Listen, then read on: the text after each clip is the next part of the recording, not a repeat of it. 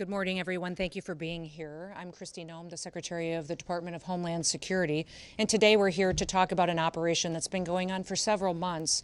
In fact, after an incident happened here in New York City that brought us to a point where we recognized that we had to work together in order to bring illegal criminal aliens to justice. Nearly 6 months ago, two criminal illegal aliens attacked an off-duty Customs and Border Protection agent and his friend while they were sitting on a rock in a park after hours enjoying the evening together. These two criminals came and attempted to rob them, and it ended up where they bravely fought back. This officer defended himself and his friend, but not before being shot in the face and in the arm by one of these criminals. Immediately after, the men and women of the Homeland Security Investigations worked with NYPD, leading to the arrest of that gunman in just 2 hours. Within 28 hours, the second assailant was arrested as well, and those individuals have been brought to justice. But those individuals would have never been in this country if they hadn't been allowed in by the Biden administration when they ignored our federal laws and allowed them to come in illegally. Now, the officer that was injured doesn't seek public attention. He wishes to remain anonymous, but he had a distinguished career and a legacy of service and continues to do so. But his life was forever altered by this heinous crime. His attackers never should have been in this country, and they've been protected and were protected up until that point by sanctuary city policies. In fact, they had long criminal rap sheets and were released by the Biden administration and continued to be released by leaders in this city to perpetuate crimes against the citizens that live here. During our investigation, we learned that these scumbags were affiliated with the transnational criminal organization, the notorious Trinitaris gang in New York. We began to target every single last person that is affiliated with them and recognized that they needed to be brought to justice. The American people deserve dignity, they deserve justice, and we deliver both. So we launched Operation Salvo here in New York City. Operation Salvo was a cooperation of the resources of CBP, HSI, ERO, and also the federal prosecutors from the Southern District of New York. The New York County District Attorney's Office also participated in this operation. We've arrested 54 individuals as a part of Operation Salvo since its inception just a few months ago. Those arrested are violent transnational gang members and affiliates associated with Trinitarios who are responsible for weapons trafficking, for human smuggling, for narcotics distribution, and for armed robberies. They had perpetuated previous violent attacks across the city of New York City. We have already removed not only many of these individuals that we have arrested, but over 60% of them have been returned back to their home countries to face justice for their crimes there as well. These arrests and these removals represent a significant blow to the criminal network that has been terrorizing communities right here in New York City and throughout the United States. And that's our message to this administration, to this city, to the state, and to the United States, is that President Trump and his law enforcement officers that are entrusted to protect the American people will every day continue to keep America safe. Operation Salvo is just the beginning of a broader and a much more sustained effort to go after not only transnational criminal organizations and networks, but also illegal criminal aliens throughout the country. We are on offense. The Trump administration is using every single tool that we have to protect the American people. Sanctuary policies, whether they're here in New York City, whether they're in California, Illinois, or Minneapolis, if you are a criminal illegal alien, we are coming to get you, we will arrest you, we will bring justice, and we will also bring safety to the American people. We are warning anyone, if you think you can harm an individual, a citizen of the United States, or a law enforcement officer, we will find you and bring you to justice. If you lay a finger on one of our officers, we will catch you, we will prosecute you, and you will feel the full extent of the law. In every single thing the Trump administration does, we put the American people first. Operation Salvo has proven that by taking 54 dangerous individuals off of our streets and protecting the people who live here in this city. Now, also, thanks to President Trump, we have 2.6 million people who have left our country who shouldn't have been here in the first place. They were here illegally, and over 650,000 of them were arrested, detained, and deported back to their home countries. 2 million of them left voluntarily.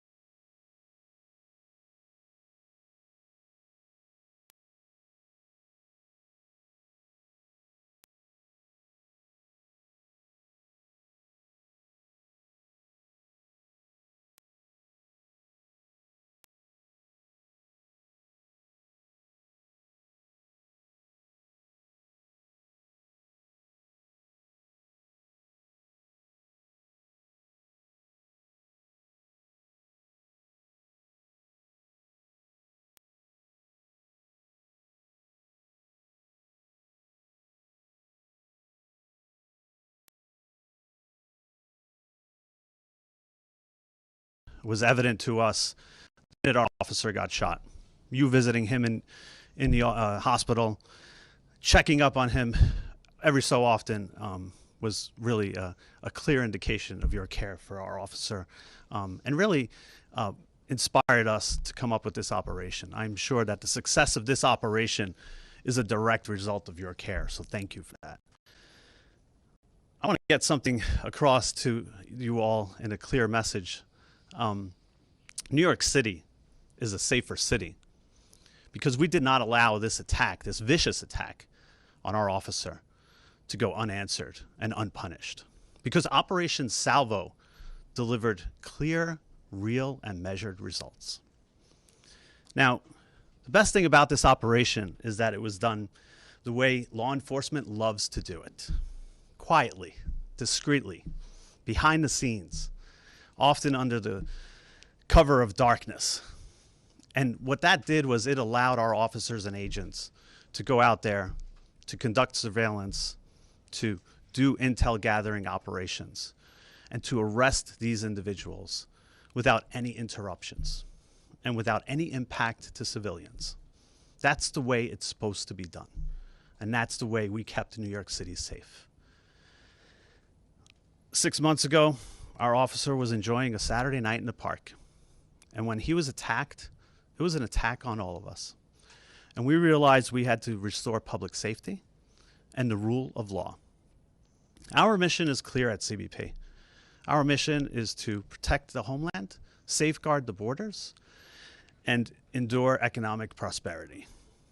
But this mission was more narrowly focused. This mission was about protecting the citizens of New York and ridding ourselves of these horrible individuals. Now, we came up with the name Salvo because the name means a lot to us.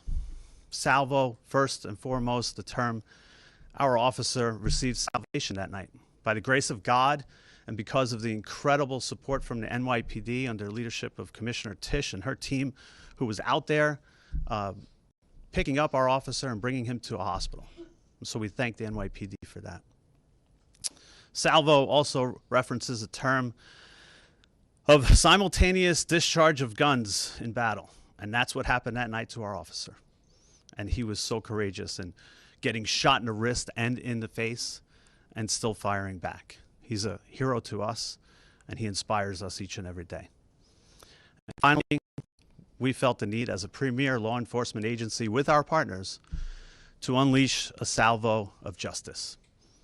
And so by using intel-driven operations, data-driven targeting capabilities that are second to none, we went after individuals who are illegally here and many who have criminal records. It was an incredible operation done by working with our partners, realizing that these individuals were affiliated to the Trinitarios gang. And when we realized that, then we did what CBP and our partners do best: get at the root cause of the problem. Go after these transnational criminal organizations by getting at their networks. And each and every day we would pick off one or two. And with our partners, with ICE, with ERO, with HSI, We used our mapping techniques, looking at individuals with criminal records, arrest warrants, removal orders, and again, picking them off one by one. We could not have done it without them, and it was an amazing success. We looked at businesses, residences, and community hubs that were harboring these individuals. The results speak for themselves. More than 50 arrests as a result of our efforts, all because of the partnership and the work that we did together. It was truly remarkable, and a sign that we will not sit on the sidelines. We will always be there to protect this city. I want to thank, first and foremost, the Secretary again, our Commissioner, our Assistant Commissioner, the Office of Field Operations, our Special Response Team operators, our task force officers, our Border Security team, our field analysis and intelligence units, under the leadership of George Pasiakos, Mike Firing, Dave Campos, and Carmine Borges, who did an incredible job of protecting the city and making sure that a Saturday night in the park is safe. Thank you, everybody, for being here. I'm now going to turn it over to ICRO Director Ken Gianallo. Thank you.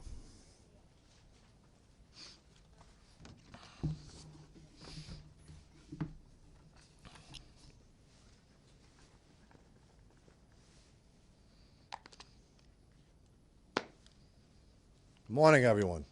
How you doing? My name's Ken Gianallo. I am the Field Office Director for ICE Enforcement Removal Operations, New York City. I first want to thank Secretary Noem for traveling to the city today and for our continued and unwavering support of our brave law enforcement officers. We are here today because of the abject failure of the New York City bail reform laws and sanctuary city policies. The tragic shooting of this heroic CBP officer was entirely preventable and is a direct result of those policies. What makes this case particularly egregious is both of these violent criminals had been in NYPD custody on multiple occasions. However, due to these sanctuary city policies and the politicians that prioritize politics over public safety, these criminal illegal aliens were repeatedly released onto New York City's streets to harm this brave officer. ERO New York City is proud to partner with CBP and HSI in this joint initiative to not only locate and arrest the two criminal aliens responsible for the shooting, but also to identify, locate, and apprehend their Trinitario associates, ruthless gang members who engage in illicit activity and terrorize law-abiding New Yorkers. Together, we have arrested over 50 criminal aliens, many with felony convictions, including weapons offenses, drug offenses, robbery, assault, rape, sexual abuse, burglary, and larceny. Approximately 30 of those have already been removed from the United States, while the remaining are in ERO custody at this time. Communities with sanctuary policies suffer the most harm from criminal aliens. When local police release dangerous aliens into the community, they often reoffend in the same community that they are released in. And also, they stay in sanctuary city areas.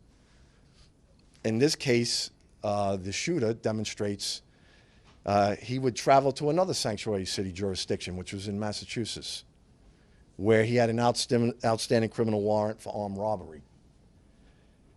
So to further their criminality without fear of consequences or repercussions, they will travel to sanctuary city jurisdictions, basically hiding in plain sight. They provide safe haven for criminal aliens. The lack of cooperation is unprecedented across the law enforcement spectrum And rather than the city's stated purpose to protect the immigrants in New York and the citizens of New York City, these misguided policies allow criminals to roam freely in our city, in our country, subjecting New Yorkers and all Americans to unnecessary harm, which includes an off-duty CBP officer just trying to enjoy his Saturday evening in our great city. ICE will continue to uphold the mission to protect the city's residents by holding alien offenders accountable.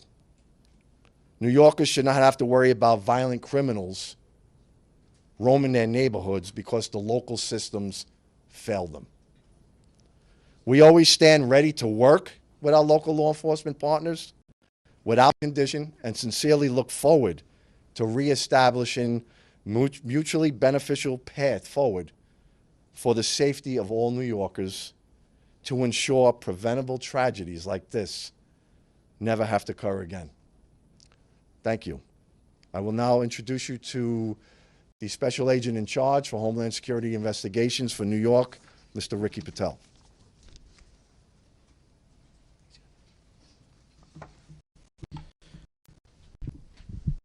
Thank you, Madam Secretary. Thank you, Frank. Thank you, Ken. Good morning. As you just heard, my name is Ricky Patel. I'm the Special Agent in Charge for Homeland Security Investigations, HSI, here in New York City. It is an honor to join my esteemed colleagues today to say, when our partners call, we answer. No hesitation, no delay. That's the commitment HSI New York brings to every threat against our law enforcement family and to our great city. From the very first moment following the July shooting of our CBP partner, HSI agents alongside local, state, and federal counterparts worked relentlessly, day and night, to track those responsible. HSI personnel, in coordination with our local partners, apprehended the accused gunman within 2 hours of the shooting. We swiftly identified his alleged accomplice, whom we arrested shortly thereafter. In the days, weeks, and months that followed, together with law enforcement, we pursued every known associate of this violent migrant gang crew. We poured over every piece of evidence, followed every lead, and made it clear an attack on one of us is an attack on all of us. Our unity is our strength, and we will never let criminals divide us. Our investigation led to the capture of individuals tied to violent transnational gangs, including associates of the Trinitarios gang that are responsible for weapons trafficking, human smuggling, narcotics distribution, armed robberies, and repeated violent attacks across the Big Apple. Their arrests deliver a major blow to criminal networks that have preyed on our New York City neighborhoods for far too long. This was only possible because of the unwielding and unwavering collaboration between DHS partners and those from the Southern District of New York, the Manhattan District's Attorney's Office, and the law enforcement partners from all levels. Investigative methods and interviews were conducted. We identified additional conspirators and expanded our reach. I am proud to say that the main targets and dozens of their associates have been taken off of our streets. But our work isn't finished. We will continue to leverage every resource, whether it's local, state, or federal, to root out anyone connected to this conspiracy and this violent gang. Leadership and teamwork remain the backbone of our success. HSI's mission is clear: protect public safety and national security by investigating and arresting the most dangerous criminal elements from our communities. Every day, we use our broad authorities to enforce hundreds of federal laws, targeting transnational criminal organizations from every angle. We will not rest. We will not back down. HSI New York will continue to disrupt and dismantle criminal networks, ensuring our city and our country remain safe. Thank you, and I now turn it back over to Secretary Noem. Well, thank you, Ricky and Frank and Ken, for all of your hard work that you do every day here in New York City, but also for the rest of our country. With that, we'll open it up to any questions that you may have. Of the 54 people, how many had pending charges or criminal convictions? And I'm wondering, ICE's own data in New York City shows that over the last year, between January and October, 70% of the arrests that ICE did in New York City had no criminal convictions or pending charges. Should New Yorkers expect that trend to change? That's higher than the nationwide average. If you look across the nationwide average, we have 70% of the individuals that we've arrested and detained have criminal convictions or charges against them, either in this country or other. Have no criminal charges or pending cases. So should that trend continue? We're continuing to do our work to bring those criminal illegal aliens to justice. And ICE will continue to get up every day and do what they can to protect New York City. I can have Frank or Ken speak to if you know how many criminal convictions of the 54 had previous to this arrest that they had. I don't know if you have those data points with you. Numbers, but We can get those for you, though. Exactly. The vast majority of them, though, have criminal charges against them or convictions against them as well. Yes. Where were the 54 people from? Were they all part of the Trinitarios? And what's their immigration status? again, loosely affiliated to the Trinitarios. Want to make that clear. Through connections connections that we made by speaking to them, understanding who they were, where they were operating out of, and contacts that they had on their phones. Immigration status, all illegals. So this loosely connected mean they just knew someone who was in the gang? They were not members? It varies. It varies a spectrum from speaking to individuals associated with the gang to just having conversations. Secretary, in October we saw mass protests and armored vehicles rolling down Canal Street. How do we ensure that we don't see another situation like what happened yesterday here in Manhattan? What I would encourage everyone to do, and especially your elected officials, is to bring everybody together to talk about partnerships and start working with ICE and start working with CBP as we bring criminals to justice. And many times your policies and the rhetoric coming out of elected officials has divided people and pitted them against each other. Our job every day, and what President Trump promised to do, was to protect every single American, no matter where they lived in this country, that he was going to make sure that we weren't going to have more victims in this country. And we are going to continue to do that each and every day. And I'd encourage the leaders in this city and your governor and in other cities and states across this country to work with us rather than opposing us so that we can continue to make our streets safer. Yes, right here. Hi, Sarah Hi. Wilson from Newsmax. Yep. This is not the only example, the one that you bring up today, of officers being attacked by alleged gang members in New York City. We also had those officers who were attacked in Times Square back in May. With these examples, has Mayor Mamdani and his administration offered to cooperate when it comes to getting criminal gang members off the streets? Because we know he is not a fan of ICE, but when it comes to criminal gangs, is there any kind of leeway that is being given them? We're hoping the mayor will work with us to get these criminal elements and especially gang members and terrorist organizations out of New York City. I know he and the president had a productive conversation. Our communication at the Department of Homeland Security has not been productive with the mayor's office or with NYPD, but we want to continue those conversations so we can work together. Yes. Director Russo spoke about how this operation happened discreetly in cover of darkness, and that's how it should be, which is in contrast to what happened in Minneapolis yesterday. You said What do you mean in contrast to what happened in? very much not. Because of the protesters and the violent criminals that were attacking our law enforcement. If you remember in that operation, what happened was our officers were out trying to get a car stuck out of the snow when they were surrounded and assaulted and blocked in by protesters that were inciting. The officer was following his training. He did follow his training because of an individual that was. Point blank into a driver's window. Is that part of the training? How is that self-defense? This is an experienced officer who followed his training, and we will continue to let the investigation unfold into the individual and continue to follow the procedures and policies that happen in these use of force cases. But let's remember the events that surrounded what happened yesterday on that tragic situation was that these individuals had followed our officers all day, had harassed them, had blocked them in. They were impeding our law enforcement operations, which is against the law. And when they demanded and commanded her to get out of her vehicle several times, she did not. So we'll continue to allow this process to unfold and recognize that these law enforcement officers every single day put their lives on the line. They go out and do their jobs. They go out and Called her a domestic terrorist, though, without an this was an act of domestic terrorism, which is perpetuating into who she was or what she was about, and yet now you're saying these policies and procedures that follow a use of force situation like this are continuing be put in place. So the standard operating procedure after every use of force or situation is that we follow these procedures and protocols. The situation is no different. This young lady, right beside you.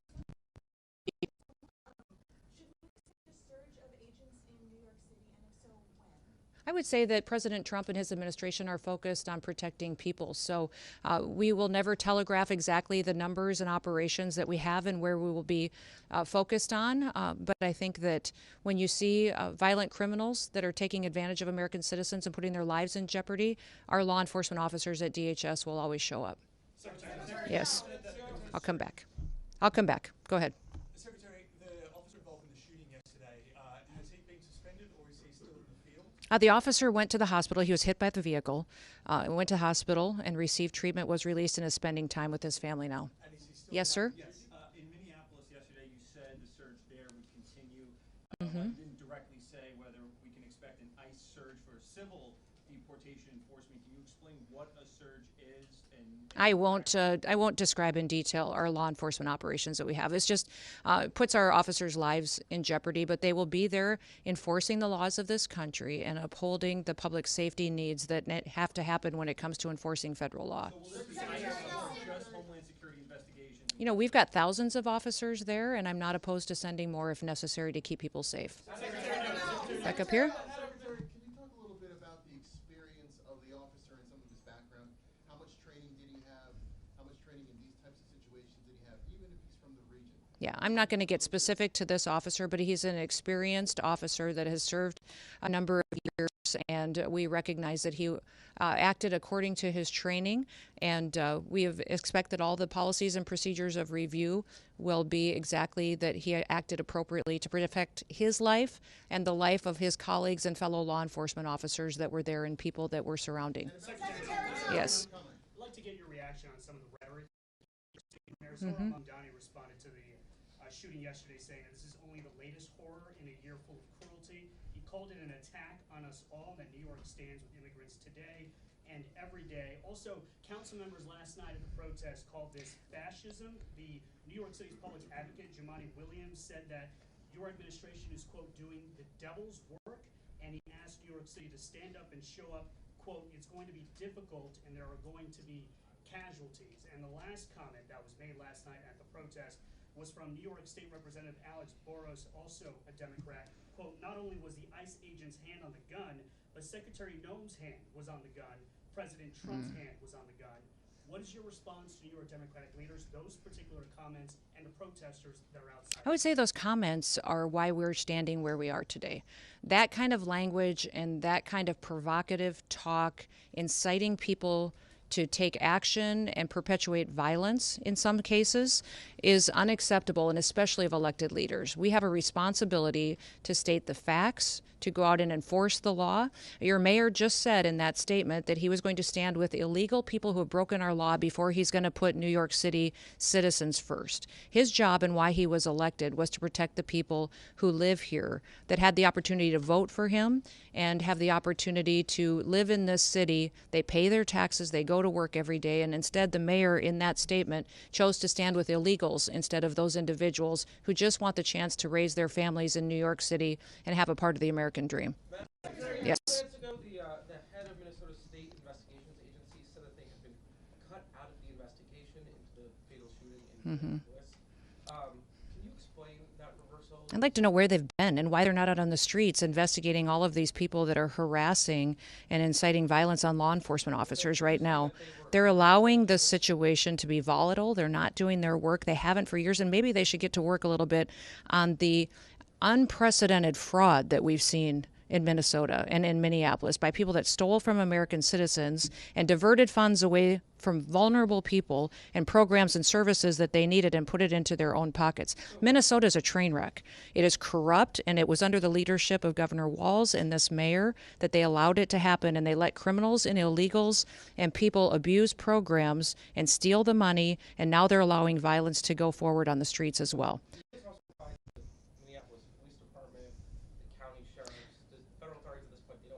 I won't put a blanket statement out like those other individuals will. What I would say is I welcome them to come and help us. Come help us make sure that the streets are safe, that laws are enforced, and that we can do the right thing to make sure that American citizens come first. Yes, sir. They have not been cut out. They don't have any jurisdiction in this investigation. Yes, go ahead. I'm going to speak to this individual right here. Yes. Mm-hmm. How do you respond to Americans who have been listening to your comments that this was an act of domestic terrorism, that the officer was... Anytime you take something... It is in direct contradiction to what they are seeing and watching in the multiple angles that have been released. What I would... 24 hours. This vehicle was used to hit this officer. It was used as a weapon, and the officer feels as though his life was in jeopardy. It was used to perpetuate a violent act that this officer took action to protect himself and to protect his fellow law enforcement officers. So we'll let this continue to go forward and follow the same policies and procedures that every use of force situation does. But we've had almost over 100 times these vehicles have been used to harm law enforcement officers and to do damage and to harm them. We take an act, use a weapon to harm someone, to incite violence against them, and try to cause them injury or death. It needs to be told exactly what it was. Do you believe the use of force in this instance was commensurate with the actions of that vehicle and the driver? I would say that when these individuals use their vehicles to try to ram our law enforcement and to put their lives in jeopardy, that law enforcement officer has to make a decision to protect his life and the individuals around him as well. Yes. What did you make of Tom Homan's comments yesterday that we should wait for an investigation before determining, as you have, that in this incident it was self-defense and that he felt that his life was in danger? You know, I didn't see those comments, but from what I understand, he also put out a statement later as well. So I'll let Tom speak to that. But all of us are on the same page in the fact that this law enforcement officer followed his training and that he defended and acted in defense of his life and those around him. Yes. Darla Miles, ABC7 New York. Two quick questions. First, you said these protesters had been following the ICE agents. Do you have a little bit more of a timeline, and can you share with us some of those other initial encounters prior to the fatal shooting? And then secondly, can you speak to the closure of the ICE office at Rikers by Mayor Mamdani? There will be more details coming out as this goes forward in the coming days, and I'll talk more about that closure in the future. Is there anything else? So can you say if there was how many times that if they had been threatened, like how many other times they... It had been ongoing throughout the day. Yes. Thank you, Madam Secretary. Whatever happened in Minneapolis, a mother of three is dead, an American citizen. Do you have a message for her family today? Yes, absolutely. And I reiterated this yesterday when I had my press conference in Minneapolis. I asked everybody not to just pray for the officer, but also pray for the deceased family and her loved ones as well. It was a tragic situation that I hope we never see happen again. That's why I'm encouraging all elected leaders to work together so that we can be cooperative in getting dangerous criminals off of our streets. Do you feel like that you go in with a lot of publicity about these operations? Do you feel like that needs to be revisited so that maybe you go in a little more covertly, or do you need to change the approach at all? I would say that we have all different kinds of law enforcement operations ongoing with the department at all times. We don't telegraph what they are, the details or specifics, or where we're going to be operating. I would say that there's different tactics utilized for what's appropriate for the situation and the criminal activity we see in a city. Last question?